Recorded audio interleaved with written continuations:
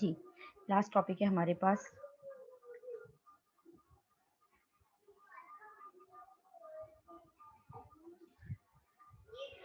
Relative importance of variables. Relative importance of variables से क्या मुराद है? देखिए, हमारे पास जो डेटा है ना, वो हमारे पास 3 वेरिएबल्स थे, जिनमें से एक जो था वो CO2 प्रोडक्ट था, दूसरा जो था वो सॉल्वेंट टोटल था, और तीसरा जो था वो हाइड्रोजन कंजम्पशन था। ठीक है, इसी तरह मैं कोई और एग्जांपल कंसीडर करती हूँ जिसमें जो y है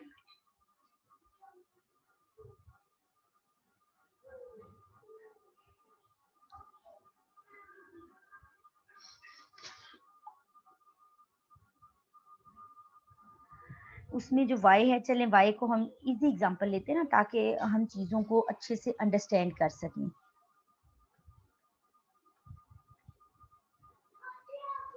यील्ड, और मैं कह देती हूँ दूसरा जो है वो अमाउंट ऑफ फर्टिलाइजर है, और तीसरा जो है वो रेनफॉल कर लेते हैं। ठीक है, तीसरा जो है ये रेनफॉल आ जाएगा। ठीक है, यील्ड जो है वो केजीज में है, टन्स में कर देते हैं। ठीक है, टी यील्ड जो है ये टन्स में है, मैं सिर्फ इसके जो है ना यूनिट से लैदा कर रही हूँ। फर्टिलाइजर जो है वो केजीज में हमने डाला है, और रेनफॉल जो है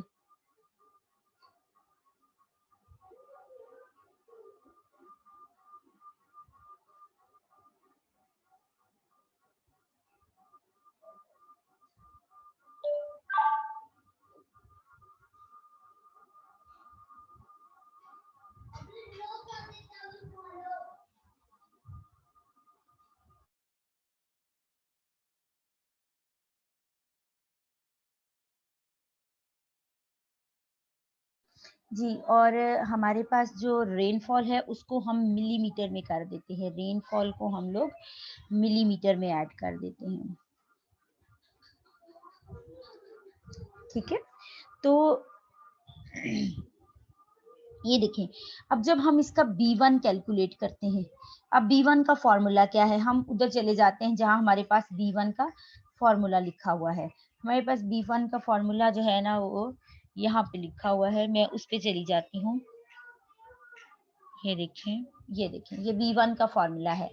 अगर हम यूनिट्स की बात करें तो B1 में पहला जो चीज हमने कैलकुलेट की थी ना वो SX2 यानी X2 2 दफा आया था।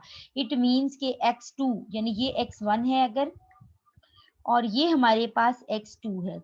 ठीक है, तो इसके यूनिट्स जो हैं वो यहाँ पे होंगे, X2 के यूनिट होंगे मिलीमीटर, और अगेन मिलीमीटर यानी मिलीमीटर स्क्वायर। ठीक है, ये मैं सिर्फ यूनिट्स लिख रही हूँ ताकि आपको समझा सकूं कि इसके आंसर में यूनिट्स अटैच होते हैं। ठीक है, अच्छा, और X1Y में क्या है? केजी, क्योंकि X1 जो है वो केजी में है और Y जो है वो टन्स में है। ठीक है, तो उसके बाद आपके पास आ जाएगा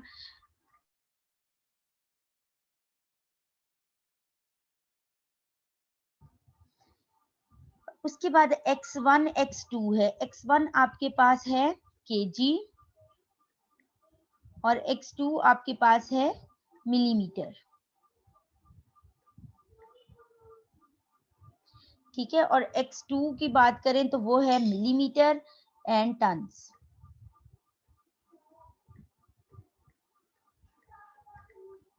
ठीक है, डिवाइजर में देखें, यहाँ पे हमारे पास है केजी स्क्वायर, दोनों केजीज है ना, X1 और X2, ये केजी स्क्वायर, और X2 हमारे पास क्या होंगे? मिलीमीटर। X2 का यूनिट भी मिलीमीटर है, X2 का अगेन, तो ये मिलीमीटर स्क्वायर आ जाएगा, माइनस ये देखें X1 के केजी, X2 के मिलीमीटर, और इनका चूंकि स्क्वायर है तो ये दोनों का स्क्वायर आ जाएगा।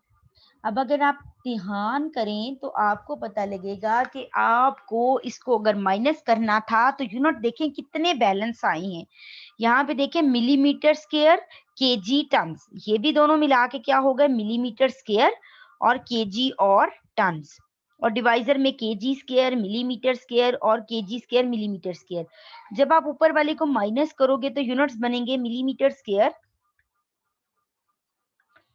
ठीक है, और केजी और टन्स, ठीक है।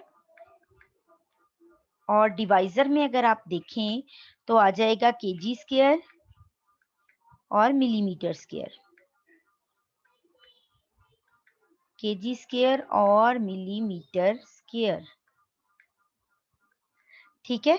तो ये देखिए, ये मिलीमीटर स्क्वायर मिलीमीटर स्क्वायर से कट जाएगा और केजी स्क्वायर से केजी, एक केजी कट जाएगा, तो ये आ जाएगा इक्वल टू टन पर केजी, टन पर केजी।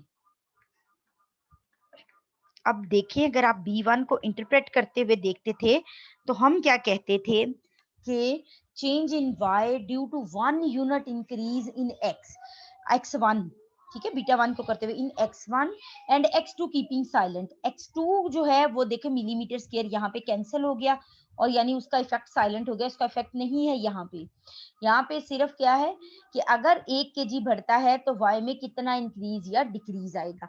तो जब भी आप B1 कैलकुलेट करते हो तो उसके साथ यूनिट्स अटैच होते हैं।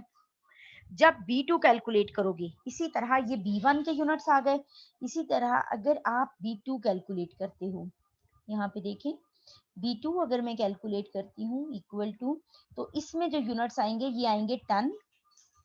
मैं अब आप करके खुद ही देख लीजिएगा, मैं सिर्फ बता देती हूँ, टन पर मिलीमीटर, क्योंकि X2 के यूनिट्स क्या है मिलीमीटर, तो केजी ये आ जाएगा टन्स पर मिलीमीटर।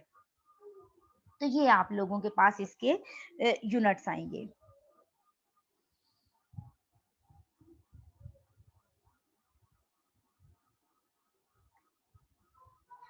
ठीक हो गया।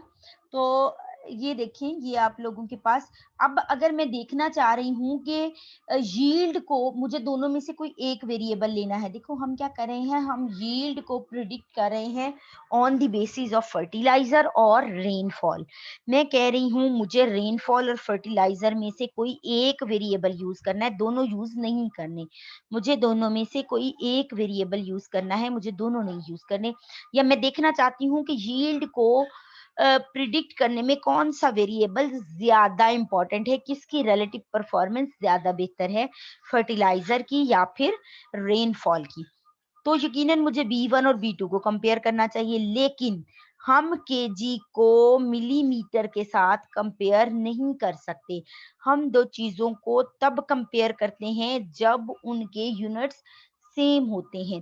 अब B1 के यूनिट्स केजी में हैं और B2 के यूनिट्स मिलीमीटर में हैं, so we can't compare these two, ठीक है। तो इसके लिए हम क्या करते हैं, हम कहते हैं हम कोई ऐसा मेथड यूज करें जिससे यूनिट्स खत्म हो जाएं। तो हम क्या करते हैं, यहाँ पे देखें, हम इन यूनिट्स को हम इन यूनिट्स को खत्म करने के लिए हम मेथड यूज कर लेते हैं स्टैंडर्डाइज्ड कोफिशिएंट्स का। हम क्या करते हैं, हम रिलेटिव परफॉर्मेंस कैलकुलेट करने के लिए स्टैंडर्डाइज्ड कोफिशिएंट्स का मेथड यूज करते हैं। हम इन कोफिशिएंट्स को, यानी ये जो B1 और B2 है ये रिग्रेशन कोफिशिएंट्स है ना, तो हम कहते हैं कि हम लोग स्टैंडर्डाइज्ड कोफिशिएंट्स कैलकुलेट कर लें। ये फार्मूला है जी स्टैंडर्डाइज्ड कोफिशिएंट का, क्या है, square root of S x1 S Y into B1। B1 क्या है, जो आपने B1 की वैल्यू कैलकुलेट की है, और इस जो इसको हम स्टैंडर्डाइज्ड कर देंगे, इसके साथ जो यूनिट्स होंगे वो कैंसिल आउट हो जाएंगे। देखिए ये आ जाएगा B1 steric equal to this. अब देखें कि ये B1 का आंसर है, इसके साथ यूनिट्स थे, लेट्स सपोज इसी एग्जांपल के हम यूनिट्स ले लेते हैं, तो हम कहते हैं tons per KG, tons per KG, we are saying that tons per KG, ठीक है। और x1 ये आ जाएगा केजी स्क्वायर, लेकिन केजी स्क्वायर नहीं आएगा क्योंकि स्क्वायर रूट है, इसलिए केजी ही रह जाएगा, और डिवाइजर में चूंकि टन्स है तो वो टन्स में आ जाएगा, ठीक है। अब ये देखिए, ये था टन्स ओवर केजी, ये है केजी ओवर टन, तो ये क्या आ जाएगा, टन टन से कैंसिल हो जाएगा और केजी kg से कैंसिल हो जाएगा। इट मीन्स कि अब ये जो आंसर है इसके साथ कोई भी यूनिट अटैच नहीं है, ये यूनिट फ्री क्वांटिटी है। इसी तरह B2 स्टेरिक के लिए जब करेंगे तो ये चीज आ जाएगी। ठीक है, अब ये जो दोनों नंबर हैं ये स्टैंडर्डाइज्ड कोफिशिएंट्स हैं, इनमें से किसी के साथ भी यूनिट्स अटैच नहीं है। सो हम इन दोनों नंबर्स को कंपेयर कर सकते हैं। जिसका स्टैंडर्डाइज्ड कोफिशिएंट ज्यादा है हम कहेंगे कि वो ज्यादा जो है वो इम्पॉर्टेंट है। देखें ये उसने क्या लिखा, so solvent total is more important variable than hydrogen consumption in predicting CO2 product. इस एग्जांपल में CO2 प्रोडक्ट जो था वो हमारा Y था, और X1 जो था वो सॉल्वेंट टोटल था, और X2 जो था वो हाइड्रोजन कंजम्पशन था। राइट, तो आप लोग ये जो है वो यहाँ से जब भी आपसे रिलेटिव इंपॉर्टेंस पूछी जाए तो आपको स्टैंडर्डाइज्ड रिग्रेशन कोफिशिएंट्स कैलकुलेट करने होते हैं, ये यूनिट फ्री हो जाते हैं, और फिर आप इनको कंपेयर कर सकते हो। जिसकी वैल्यू ज्यादा है वही ज्यादा इंपॉर्टेंट वेरिएबल है।